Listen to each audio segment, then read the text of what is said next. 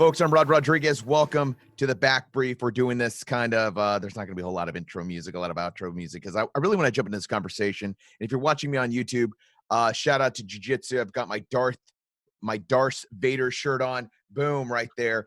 That's the Emperor. I'm sorry. That's Darth Vader dropping that Darth choke on a stormtrooper because, it probably has it coming. Can't aim for shit. My guest today is the amazing, the talented, the voice from a lot of different places. That's Phil Briggs. Phil, welcome to the show, bud. What's up, Rod? Good to be here, buddy. Oh, dude.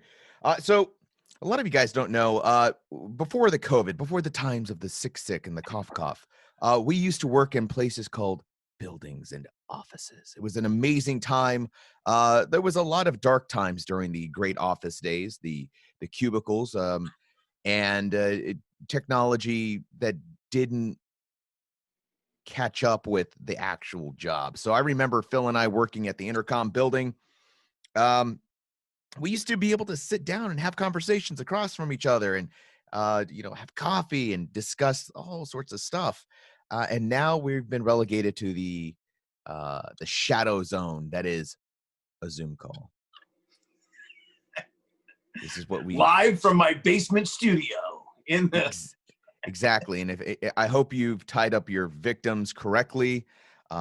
You in your basement, I don't know what goes on in there, some dark, horrible things. But speaking of dark, horrible things, some folks might see this name change for the Washington Redskins as a good thing. Now, other folks are seeing this as a direct attack on all things holy and sanctimonious. That is football. Phil, what should we do? Well, as you know, I wrote about this earlier this week on connectingvets.com, and it's interesting to me because I'm a lifelong Redskin fan. I grew up, playing Little League football, suburban Maryland, right outside D.C. I remember going to games. I was number 44 after my hero, John Riggins, who just ran the ball into people. I mean, he was just a hammer. And I love that style of play. I loved especially that they made it to the playoffs in the Super Bowl when I was a kid, which they have not done in like the last too damn long. And I appreciated this logo. I appreciated the name of the team and the spirit for what it was. It was football to me. It was my dad coaching. It was my dad taking pictures of varsity football on the sidelines. It was me going over film. It was my friends. It was like how I fit into a new school and how I felt good about myself. It was on the field. I was, you know what it's like, Rod, being a jock. That's what it was to me, man. And like, I didn't care about any other thing other than the name and the team. I didn't know anymore. So fast forward to this week, and I write this article because I see they're going to now relinquish that name. They're going to retire it. They're going to change it. And, there's a committee trying to find a new name. And I heard it's all up in like trademark disputes. So that's why it's taking so long. But like, I think there's something cool that can happen if they do change the name this year that will tie in with the greater cause that's going on. And whether it's just Black Lives Matter or whether it's like the greater thought about just being better freaking human beings and maybe finding names and terms we can retire so that we're not using old school names and old school words in our vocabulary. Maybe some good can come of this. So I suggested the Warriors as a way to honor the military. And I don't know if you'll have it or if you can see it, but the article picture was a graphic I created with Army Black Knights helmet from like 2015 with the digital camo, like on all their ACUs. And then like a burgundy and gold infantry rank that you might see on the shoulder and 2 crossed cannons. Kind of picking cannons, not guns or swords, but picking cannons because it goes back to like our very foundation as a country. We were forged in a fight. And I think that if they did Warriors, which we can unpack in a minute, there's a lot of different ways it can honor and respect the tradition of the creation of our country. It can honor warfighters. It can honor eras of history. It can honor so many different things, so many different ways. And it can be somebody that or something that nobody can really bitch about too much. It's unifying. So let's go back a little bit to what you said earlier. You know, why are they changing the name in the first place? Obviously, the country has been going through a bit of an identity crisis these last couple of months. You know, we want to point toward George Floyd. We want to say that's the thing that made it all, but really, we're talking about years and years and decades of just built up racial tension in this country. I think George Floyd's murder really just kind of like that kind of sparked it. But really, it was this powder keg that had been building up. The attention of some folks has turned towards statues. It's turned towards the names of military bases, and now it's turned towards the Washington Redskins. This is not a new controversy, right, Phil? I mean, we've been talking about changing some of these names for a long time. Yeah, I mean, just in the DC Metro, goes back several years. I want to maybe even say a decade. There have been a lot of calls that this has been racist, and there have been Native American groups protesting outside FedEx Field, several local news stories that the nation wouldn't be aware of. But you're right. The whole thing with the Black Lives Matter and the murder of George Floyd, like, opened up a wound that was there. It isn't new. It's been there. You know, we've talked to so many of our African American friends and colleagues that have said this isn't a new thing for us. We've been feeling some kind of injustice has been going on in our country for decades. So, with the opportunity at hand to make some changes, we are facing, you're right, that weird friction. Like, well, don't change the name of my base. I remember I served there. Well, don't take down my statue. You're trying to erase history. I mean, like, in some ways, I can see how people can feel that way. But in other ways, like, if you get a chance to maybe just do something cool and somebody might feel better about it, it doesn't matter whether they were the majority or the minority, whether it was because of BLM or whether it was because of, you know, some other cause, you know, the cancel culture. My coffee's too hot. You voted for the wrong president.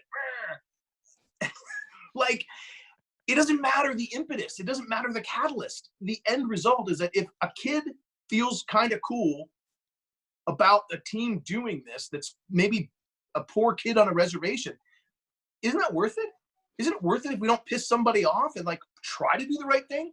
Well, right away, you have just put a bullseye in your chest. You're a snowflake, Phil. You're a freaking snowflake. What's wrong with you? Why are you feeling? You're feeling for other people, man. And I think that's part of the issue with this name change. It's not and I got so a much pickup truck in the driveway too, which is what's so funny. I got guns, a truck, and I live out here in redneck country. I am a redneck. These are all lies, folks. He lives downtown in Washington, D.C. He drives a fucking Prius. And his Prius actually has a sticker that says, no guns, just love. But anyways, I do not. But let's do talk about the fact that one of the biggest criticisms behind the name change isn't so much let's change the name, but it's why we're changing the name. A lot of folks are saying we don't want to change the name of the Washington Redskins because we're being forced to change the name. We're being bullied by BLM, by these groups, by organizations. They feel, a lot of folks or their argument to changing the name is, we don't want to change it because it hurts your feelings. We want to change it because we want to change it. We want to feel like we want to change it.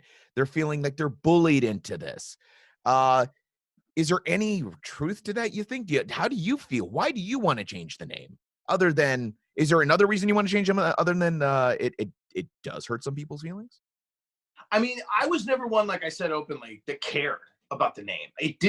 I didn't think it was offensive. So I never was one that thought it was a huge list or a huge on my list of to-dos to change. It just wasn't. But the fact that we have come to this year, we are having discussions about shit that bothers people. I think it's fair to say, okay, it's a small first step, man. It's fixing the racial friction in this country is going to be peeling back the layers of an onion. It's not going to be one law. It's not going to be one thing. So I am in favor of its change to the word warriors. I'm in favor of that because I think, okay, that's one small step. We have to begin somewhere. We can't just talk about what we don't frickin' want to do. And as far as being bullied, or they're making us do it, where everyone's caving to the minority, like, who cares, man? Do you need a moral majority? Do you need an overwhelming majority of Americans to say do the right freaking thing and be cool to another person? No. You can technically be nice to someone and not have any support for it. It's just the right freaking thing to do. That literally just blew some people's minds. I know there's somebody sitting at home, they're in their car, they're at the gym, they're mowing their yard right now, and they're just stopped what they did, and they're like, wait a minute. You're telling me I can be a good person and take into someone else? No, that's impossible. That's you're holding me hostage, Phil. You're holding my precious Redskins hostage. So let's unpack Warriors, because when you first proposed this, I saw your article, I read it, and my first thought was, oh, fuck, no. I closed my eyes and I said, no, Phil, which is why I was like, okay, before I shit on his idea, I really want to sit down and talk with this guy, because I used to be able to just go into the booth with you and be like, hey, man, what is this? I don't understand what does this mean? And we'd have these great discussions. And most of them were pretty inappropriate, I'll say. Very inappropriate. 100%. Thank God it was soundproofed. But the thing is, we hope it was. Don't have private conversations at radio station, folks. You just never know when the on-air button is switched on. But the thing was, I read it. You want to pay homage to the military. I'm kind of on the position that I'm kind of tired. I'm kind of militaried out. I've made podcasts. I've written my own stuff out there about how veteraned out I am. I'm just kind of done with the whole thing. Not that I hate my fellow veterans. I'm a vet. You're a vet. But I'm kind of over making everything about veterans. And now you're proposing a football team adopt a service member, a veteran, a patriotic motif. We already have the Patriots. So walk me through, why should the Redskins change to the Warriors in honor of America's fighting force? All right. As I looked at it, I kind of discovered a couple things along the way as I wrote the article, as I made my arguments. And the more I thought about it, the more I thought there's some pretty cool things we could do that are not overly cliche. I will start by saying I agree with you. I don't want to look like I'm trying to stroke every combat veteran and honor me, look at me, put me on a pedestal, and then, oh, don't look at me, I'm damaged. Oh, I'm not damaged. Oh my gosh, I'm fine. Oh, don't say all veterans are damaged. I get it. That conversation is a nightmare. And we keep having it over and over again. The thank you for your service is shallow, but then there's not enough thanks. That's a whole nother thing. And I think that's where you're coming from.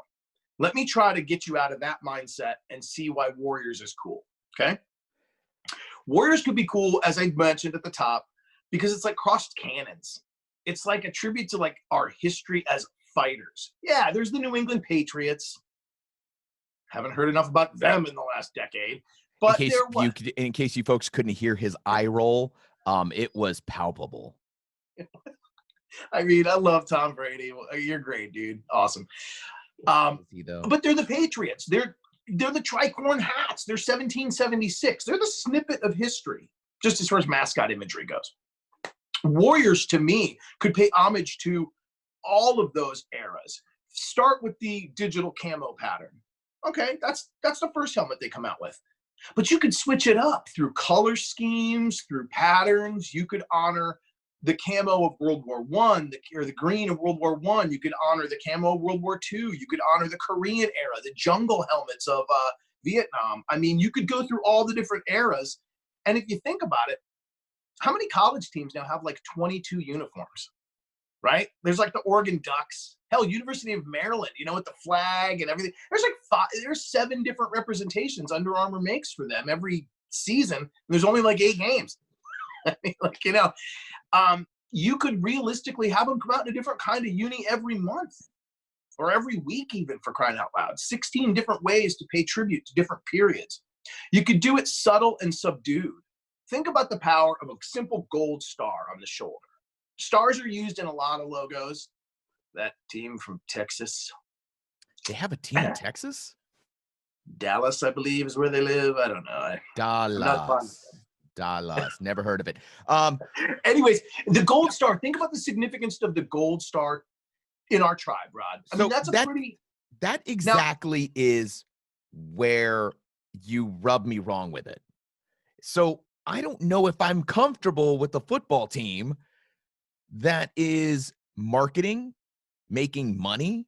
That is, I feel that's a bit exploitative. I feel like, that Gold Star means a lot to somebody who's lost a family member, and not every family member feels like they want to see that Gold Star necessarily on some football player's chest or some football player's shoulder. So there's no other brands out there you buy that like have an image or a marketing campaign based on something that's not related to their product or service? I find that hard to believe. No. I do. And I think that it's just, I would not buy a Pepsi, if it was like, this summer, in honor of fallen soldiers, our Gold Star formula. Like, oh, Jesus Christ. Yeah, but what if they just did it to do it? You agreed at the top of this that it's cool to just do something nice. What if they said, listen, we're going to put that on there. We're not going to say it's a Gold Star. We're not going to zoom in on it every 4 minutes and say, buy this shirt. It's the Gold Star shirt. We're just going to freaking do it. And along with that, they could put some subdued emblems of unit patches. Now, they could put the Century Brigade, the Army's 100th that crossed the Rhine River. You could put all these different unit patches and not ever have to say shit. Just put it on there and do it. But that's my point.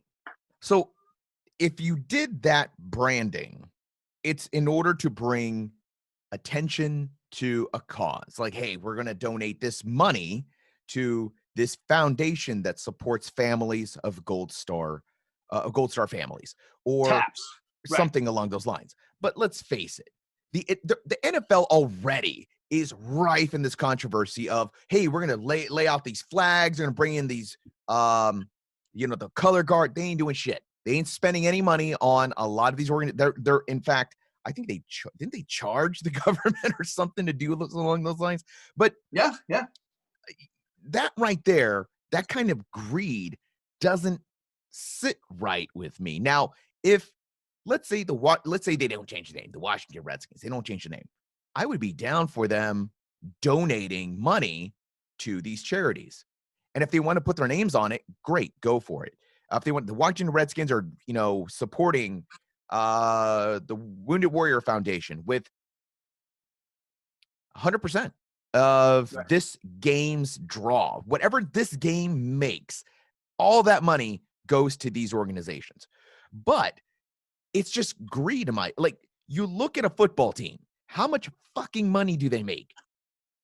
And they're going to put that stuff on there, and they're going to be like, well, we're going to donate 5% or even nothing. We're just going to wear these uniforms in honor of the military. But it's not actually going to do anything. In fact, we're doing that to get the military and veteran support for the team. So you buy the jersey, buy the t-shirt, but it does nothing. We're just kind of, again, I feel like it's exploiting. I'll meet you halfway. I'll say that, yes, money should go, especially if there's a Gold Star on every jersey. Money should go every week or every game to the Tragedy Assistance Program for Survivors, TAPS. They personally helped my friend, shout out to Christy Berkey, and biggest shout out to Ronnie Wildrick. They personally helped that family, and they helped my buddy Ronnie's sister and her kids through very dark times. They should put their money where their mouth is.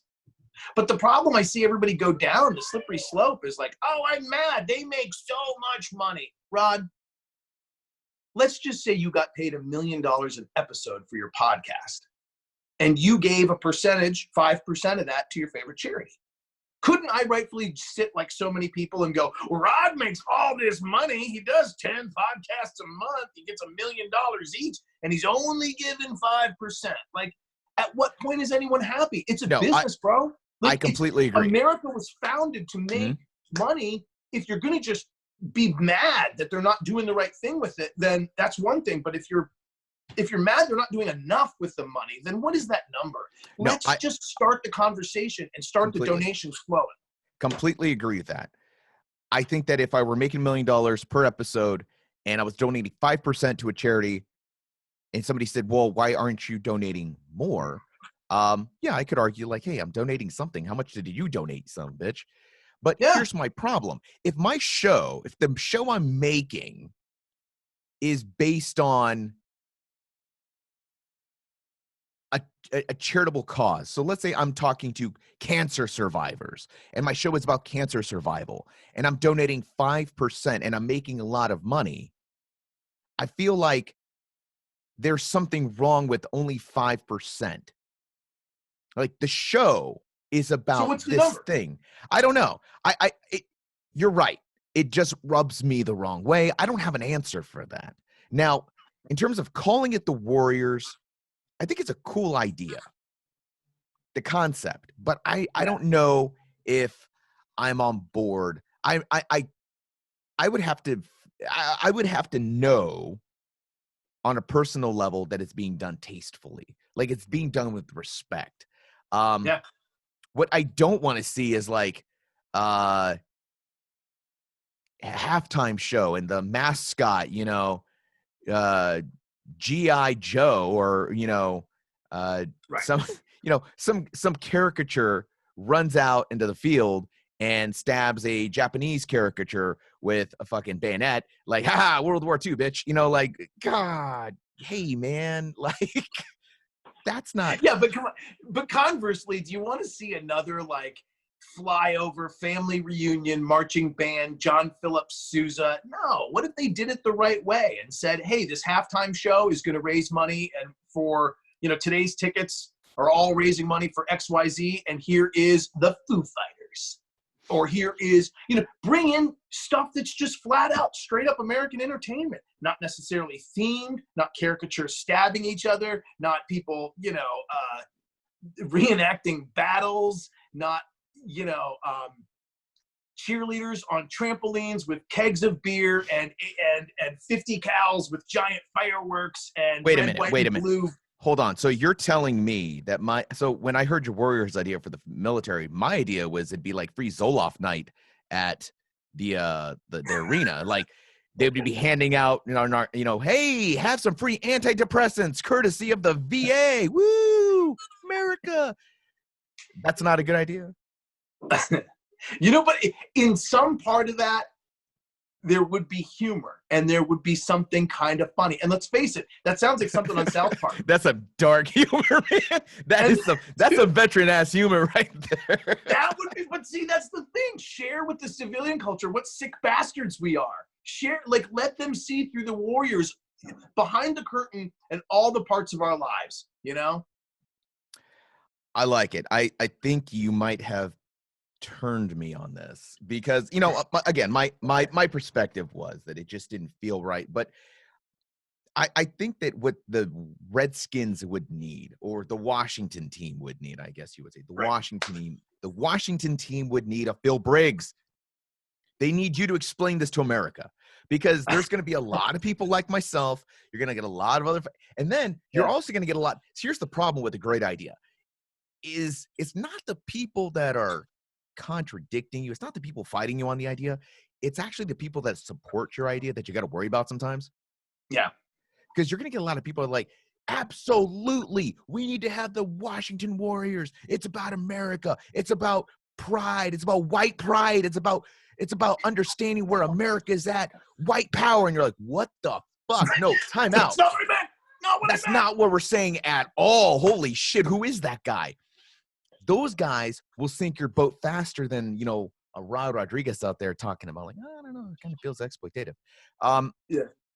I really do. I think that that's what we need. We need Phil Briggs to explain and break it down for us why this would work and how you would avoid some of those pitfalls of being exploitative, of being kind of shitty about it. So do we have a backup plan, Phil? Let's say the Warriors don't work. What other Washington-esque, the Washington swamp monsters? Because, it is the swamp. Right. Never seen a swamp here, but okay. I don't know about you, but every time I've driven downtown DC around the capital area, feels kind of swampy to me. All that concrete. All that concrete. What other team names do you got, man? What's your backup plan? I was looking at it, like, I like generals. I like infantry. I like just something that sounded kind of ballsy and cool, and trust me, I'm just going on words that have a unique military association that sound badass. And maybe it's because I was just a photojournalist on a ship, maybe I am secretly have a bromance for all those guys that go do all those things. But I was just thinking of those words that, like, are just cool. You can get behind. They're actionable. Generals, I kind of thought of, but then I backed off because I'm like, well, really, my favorite people were always like senior enlisted guys, not officers. I got one for you. Yeah. The Washington Operators. They show up at every game. They fast rope out of a fucking hopper. They fast rope into the field, right? And then they immediately take formation. That would scare and shock the shit out of the page. We're like, what the fuck? Who are these guys? What is happening? Right? The Washington Operators, kind of cool. No, it is, but I think operator is like, to us, and then I'll have to have magnificent beards like you're growing over there. I'm trying. I think it would be cool. We would get it. I think a lot of people would, old people would be like, operators, like the person that helps me on the phone. Who's going to these games, dude? Are they like 100 years old? Or what about switchboards? Party of the party calling. I'll put you through now. Or operators people might think it's doctors. That's true. Like, so, do they come with scalpel? What other teams are under scrutiny? So I know it's the Washington Redskins, but that's it, right? Is there like I know they got the Cleveland Indians. Yeah, baseball's gonna take nobody gives it. How come people don't give a shit about the Cleveland Indians, but they seem to care about the Washington Redskins? Well, because their mascot looks happy. Chief Wahoo. He's super. He looks like he's liking being part of the team. I don't know. Probably so as long as your caricature is happy about it, we're solid. How about maybe because Charlie Sheen was one of them in the movie? Don't you fuck with Wild Things, sir. I'm telling you right now, you're treading on dangerous ground. Dun, dun, dun, dun. Daddy. Uh-oh. Hey, Daddy. Uh-oh. Look, I got a score on. Oh, is that a warrior shield? Look at this, a cameo by my son with the warrior shield. Yeah. Oh my God. Phil, that is below you, sir. That is low. You cannot market your idea and use a kid in your own promo. That's not fair. Would you say no to this face? Say no to this face. No. And that, folks, is the end of podcasting. Daddy now have a 4 on. I think I'm on 4. You are, buddy. You are 4. And on that note, I believe the little one is telling us that our time with Phil Briggs is up. Phil, where can people learn more about you, your Warriors idea, and where can they hear you, bud? Anytime. You can watch connectingvets.com. The audio section has CBS Eye on Veterans, which I host every week. And this week we have Delta Force veteran Pat McNamara, who's gone from Delta Force to basic dude stuff. And he's now a viral celebrity. We talked to him. Some really cool stuff to learn about how you can use special operations tactics in your daily life that just might save it. And just hear some really cool stories from a freaking awesome dude. But it's always at connectingvets.com audio section. So the Connecting Vets audio section, folks, it's a little hard to find. So all you're going to do is you're going to click on the triple pancake thing, the little menu button. Click that, boom, drop down menu audio section. You're going to find Phil Briggs. He does that the amazing show, CBS Eye on Veterans. It's on the radio, but it's also right there, connectingvets.com. And I'm really excited every Friday. Every Friday. I'm really excited about this Pat McNamara episode because, you know, one of the things you were talking to me about was he actually has a couple of videos. He has a video on how to jump over a fence. Folks, if you're in your late 30s, early 40s, if you're listening and you're thinking, I know how to jump a fence, go watch the video first. I've been watching a lot of other videos of people who can't jump a fence, fails, terrible injuries, and whatnot. Phil, thanks for being on the show, man. I appreciate you. And hey, if you know anybody out there, if you're listening, if you know somebody that works at the Washington Redskins office, you tell them to go find Phil Briggs right now. He's got their idea and he knows how to sell it. Because I'm your pitch man. He's our pitch man. Hashtag Phil's your pitch man. Because he convinced me. I'm on board. Fucking Washington Warriors. Let's roll. Let's do it, man. I love it. Thanks again, Phil. You got it, buddy. Always continue. All right, out. So I go on my dive and I am having a lot of trouble. Like I feel like my ears are popping and I'm like, what the f is going on? And long story short, I'm going up and down like a yo-yo in the water, which is very unusual for me. I'm having trouble like just staying on the bearing. Like it's like the whole thing is swimming. And then before I know it, it's like the sides of my vision start coming in and I get this tunneling. And we go through these emergency procedures as far as training goes that says, if you start getting these symptoms, it's this. You need to do this emergency procedure, which in this case, what was probably happening was something was wrong with my set or something was wrong with the air that I was breathing and I needed to flush it out. So you go through this procedure where you squeeze these bags on your chest, which are your lungs. You squeeze out all the air, you hit a button, and you slam a whole bunch of fresh oxygen into your circuit. And then you take a couple deep breaths, you feel better, and you carry on.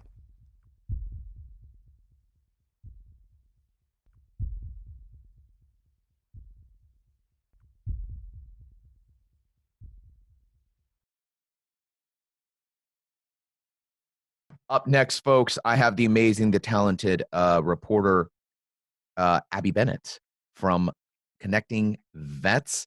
Abbie, this has been kind of a rough week. You have a doozy of a story to drop on us, kind of heavy. Hit us with it.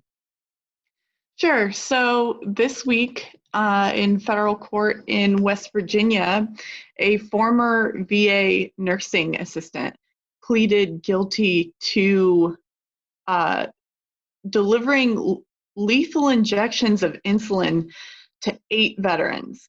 7 of them died, or actually 8 of them died, but 7 of them, prosecutors and investigators were able to definitively link to her. And so she pleaded to second-degree murder charges for 7 of them.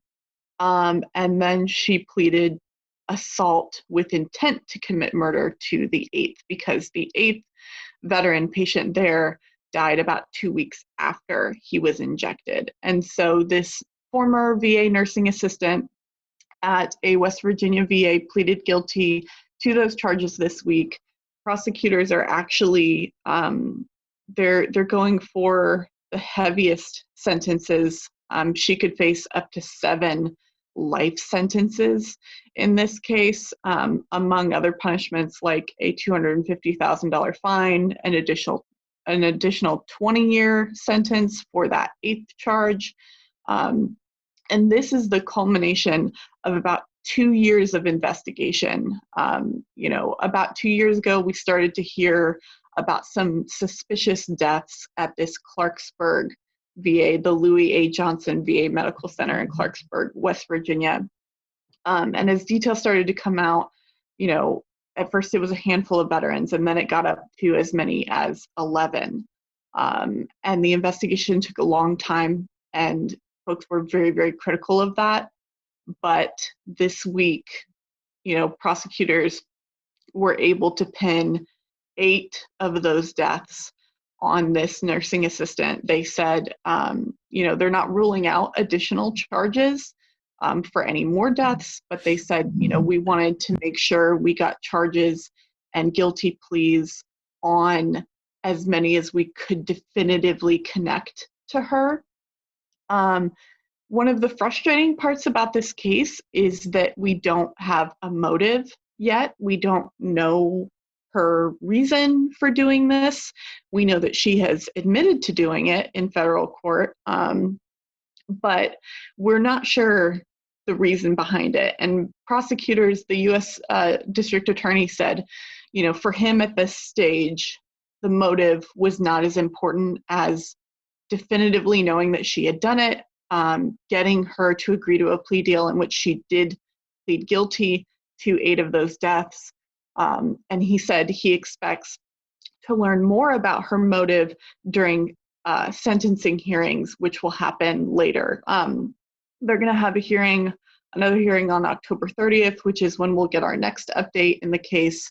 But one thing that prosecutors actually asked for, because about 26 family members were in the courtroom this week, and a bunch more joined via Zoom. And a lot of the families of these veterans are older themselves, and they're in ill health. And so the prosecution said, hey, we really, really want these, the sentencing to happen soon, so that these families can get a sense of justice and closure in these cases. So they're trying to expedite that because the investigation took so long. What do we know about the motives? Is there any theories here? Was she like a mercy kill? Was it like political? Was she targeting certain people? That is the big question, and that is the big frustration, and that's what we've all been asking, pretty much all of the journalists who have been covering this for a very long time. And at the end of the day, they're saying they don't really have that information, or if they have it, they're not willing to release it right now. And they're saying that they think that we will hear more about her motivation during sentencing, where the prosecution is going for 7 life sentences. So that's this woman's chance to sort of argue, why she did it. And so hopefully we will learn more about that then. But for now, we actually don't know why she did it. These veterans that she killed, we don't have a lot of information on them. We have their names, or at least most of them. A few of them are identified by their initials, but they range in age from, I think 81 to 96. Many of these gentlemen were older. They're from all branches of the military, Navy, Army, Air Force. A few of them are actually World War II veterans. Others are Vietnam and Korean era veterans. Several of them are highly decorated. So it's hard to sort of find a connection between them with what little information we have. And so, these gentlemen who she targeted could have been any veterans in any VA hospital. And I think that's what's really frightening, is because this is a very vulnerable population. This woman was she worked as a nursing assistant. So some of her jobs, she was on night shift, and all of the veterans who died were in the ward where she worked. And so, some of her jobs were to sit with patients who needed, additional observation and somebody to look over them, to test for like glucose levels and just sort of keep an eye on vital signs and things like that. So she had ample opportunity to be alone with the veterans. And, some of the veterans that she injected with insulin actually were diabetic, and some of them were not. But they were all injected with a dose that was completely inappropriate, even if they were diabetic, a dose that was very dangerous. So it's very difficult to tell why this happened at this point. Well, no matter how this turns out, I know that you're going to be on top of the story. This is just so goddamn insane. I mean, the VA has already been under tons of scrutiny, as you've seen. You're one of the reporters that's out there, and you're exploring some of the controversies and some of the news that goes in around the VA. But now on top of this, you've got somebody killing veterans where they should be safe, where they should feel safe, where they should be getting treatment. So it's not bad enough you can't get treatment, but when you get it, you might be the victim of some angel of death now. That's insane. Absolutely crazy. What can you tell us about where to find your story, other articles that you've been working on, other stories you've been working on, Abbie? Sure. Those stories are always on connectingvets.com, and I am always on Twitter far more than I should be. And what's your Twitter handle? It is Abbie, Abbie, the letter R, and Bennett, Bennett. Awesome. Folks, be sure to go to connectingvets.com. That's where you're going to find Phil Briggs under the audio section. That's where you're going to find Abbie Bennett. She is working tirelessly around the clock, exploring what is happening here in the Capitol Hill area, the VA, politics, you name it, she's on it. We've also got some other talented reporters there who are trying to find the news that matters to you. And, Abbie, I think you'll agree with me on this, that we veterans, I know that you're a family member of veteran, but veterans like myself have a tendency to ignore the news. We have a tendency to look at what's going on in the rest of the world, but we don't seem to really focus on the news that matters to us, and that's the veteran-related news, like VA matters. Like, it's really easy to kind of skim over a bill that's being, argued back and forth that really could affect me, but because it's not, I hate to say it, very sexy news, it has a tendency to kind of fly under our radar. It does. And, I don't think that problem is unique to vets, but there's a lot of news relevant to vets that's happening all the time. And so I think that's, our job is to make it easy for you to access that and make it really, really simplify it and really drill down to the stuff that's most important for vets and their family members to know, and put that in a really easy, digestible format. So that you don't have to go looking, you don't have to wonder, you don't have to wade through the crap. You're just going to get the information that is most important to you, and the information that affects you directly, the things that are going to affect your benefits, that are going to affect the way that you live your life every day, as well as information that's just important to that community, like cases like this that are very uncomfortable and very upsetting, just like the specialist Vanessa Guillen case. Those are very, very difficult things to read about, to know about, to hear about, but they are things that the vet community cares about, and so we want to bring you some of that as well. All right, folks, that does it for me. We had a good time. We talked a little bit about the Warriors, Washington. Unfortunately, we've also got some bad things happen in the world, like people murdering veterans, for the love of God. Folks, don't forget connectingvets.com. You can also check out this podcast. We're on YouTube. The video is on YouTube. The audio is, of course, available everywhere you get podcasts. I'm Rod Rodriguez. You can follow me on Twitter at RodPodRod. Thanks for listening, and make sure you guys are stay safe, stay healthy, and that's about it. I'm out. Later. Bye-bye.